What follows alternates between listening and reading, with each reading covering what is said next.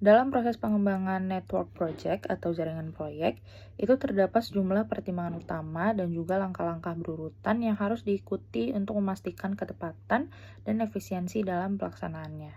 Yang pertama, itu adalah memiliki lingkup proyek yang terdefinisi dengan jelas, yang biasanya itu dapat diperoleh dengan menggunakan Work Breakdown Structure atau MBS.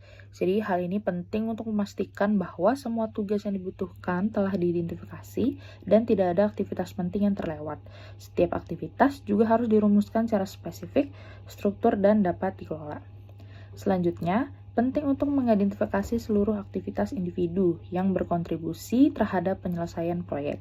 Aktivitas ini biasanya harus dipecah dari deliverables proyek menjadi tugas-tugas yang lebih kecil dan dapat ditindaklanjuti secara langsung. Langkah berikutnya adalah menentukan ketergantungan logis antar aktivitas. Hal ini berarti tim proyek ini perlu mengenali aktivitas mana yang harus diselesaikan terlebih dahulu sebelum aktivitas lain dapat dimulai. Hubungan ini juga berupa berbagai tipe ketergantungan, contohnya tuh seperti finish to start to start, atau finish to finish.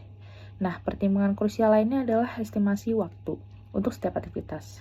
Jadi, estimasi waktu yang akurat itu juga penting dan dapat diperoleh melalui data historis, pendapat ahli, atau teknik estimasi seperti metode 3 titik yang digunakan dalam program Evaluation and Review Technique.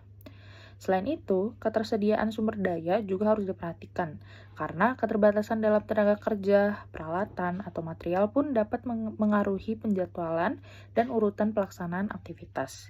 Memahami keterbatasan ini juga membantu menghindari keterlambatan akibat overallocation atau konflik penggunaan sumber daya. Setelah mempertimbangkan hal-hal di atas, tim proyek ini dapat memulai langkah-langkah penyusunan jaringan proyek.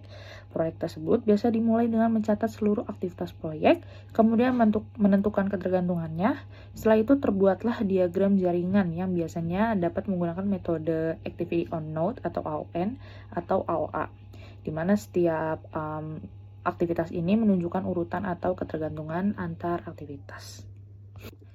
Setelah diagram selesai disusun, durasi untuk setiap aktivitas ini dapat dilakukan analisis jalur kritis atau critical path analysis. Jadi analisis ini melibatkan perhitungan waktu selesai dan selesai paling awal serta paling akhir untuk setiap aktivitas, sekaligus menghitung float atau slack yaitu waktu kelonggaran.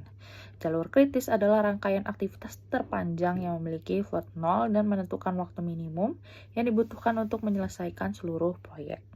Langkah selanjutnya adalah mengoptimalkan jadwal proyek yang seperti tadi dijelaskan dengan teknik seperti resource traveling atau crashing dan juga fast tracking. Dan yang terakhir, penting untuk memvalidasi dan dapat meninjau kembali diagram jaringan yang mencakup verifikasi logika jaringan, konfirmasi terhadap estimasi waktu, serta pembaruan rencana berdasarkan masukan dari stakeholders atau perkembangan proyek secara nyata.